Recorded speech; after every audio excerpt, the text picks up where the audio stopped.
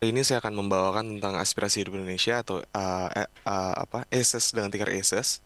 Jadi kita akan membawa tentang SSSG tracker. Biasanya mereka mengeluarkan data SSSG mereka di tanggal 20-an. Mungkin bisa kita mulai. Jadi untuk Asus sendiri di bulan Maret itu kemarin mencatatkan penjualan sekitar 823 miliar dengan total di kumulatifnya untuk 3 bulan pertama yaitu 2,1 triliun atau kenaikan sekitar 8,9 triliun. Nah, jadi pertumbuhan ini masih sesuai dengan run rate kita yaitu sekitar 23,2% dan juga sama dengan konsensus. Ini menunjukkan sebenarnya bahwa untuk target hingga full year itu masih sesuai. Nah, jadi pertumbuhan ini secara kumulatif masih memang ditopang dari pertambahan toko-toko baru. Karena kalau misalnya kita nanti lihat di slide selanjutnya itu ada di SSSJ di sekitar 2%.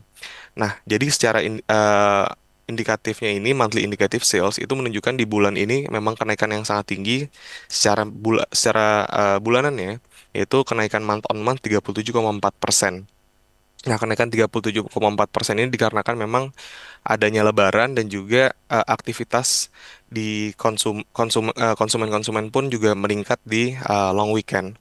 Kita bisa melihat di toko-toko di mall itu juga trafficnya juga naik.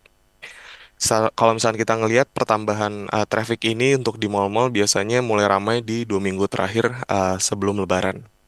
Kalau misalkan kita ngelihat kemungkinan ke depannya di setelah bulan April karena ada one off di bulan Maret dan juga setiap tahunnya Lebaran itu selalu maju, kemungkinan di bulan selanjutnya ini akan terjadinya koreksi yang agak terlihat.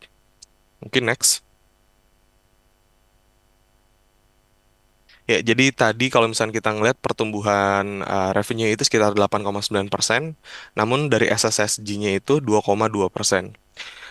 Sebenarnya kalau misalnya kita ngelihat pertumbuhan SSSG ini tidak terlalu signifikan karena kalau misalkan kita bandingkan ke Maret 2024 itu sekitar 19,9%. Yang memang menjadi key point-nya itu sebenarnya Asus masih dapat mencatatkan SSSG yang tinggi sekitar 8,6% walaupun di tahun sebelumnya itu mencatatkan sekitar 19,9%. Jadi kalau misalnya kita ngelihat ini masih sesuai dengan manajemen guidance sekitar 1% SSSG hingga akhir tahun. Dan kalau misalkan kita ngelihat sekarang masih di 2,2, kemungkinan akan ada declining atau flat hingga akhir tahun.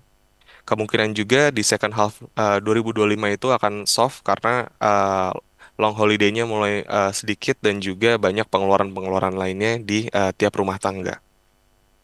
Mungkin next.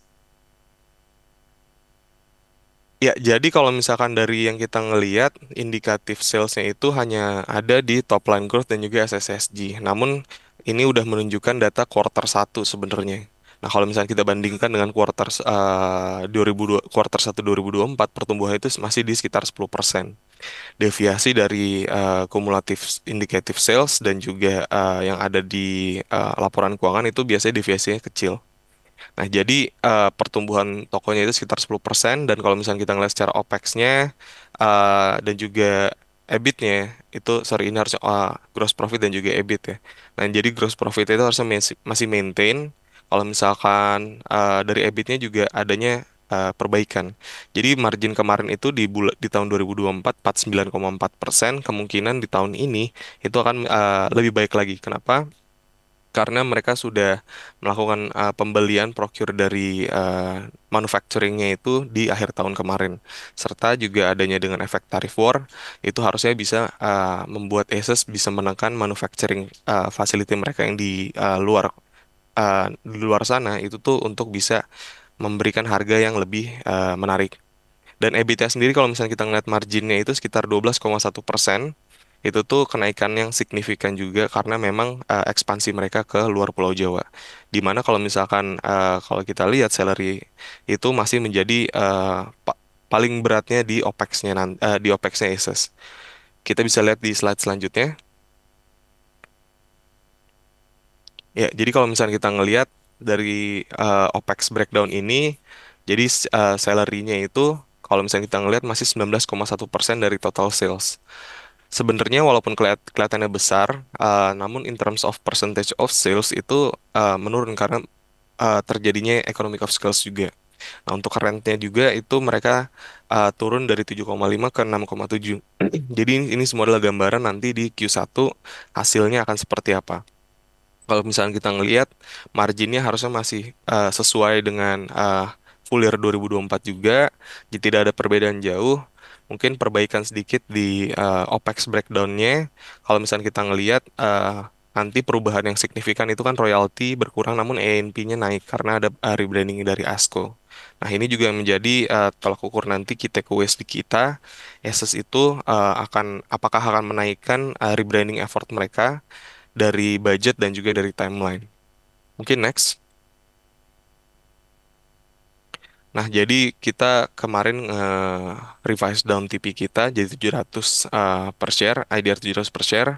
Kita efeknya ini karena emang guidance yang diturunkan oleh manajemen dari di 2025, kemudian juga memang macroeconomic backdrop kita emang uh, agak tertekan juga. Jadi valuasi kita berdasarkan BI multiple 12,5 kali atau sekitar -1 standar deviasi di bawah 5 tahun rata-ratanya.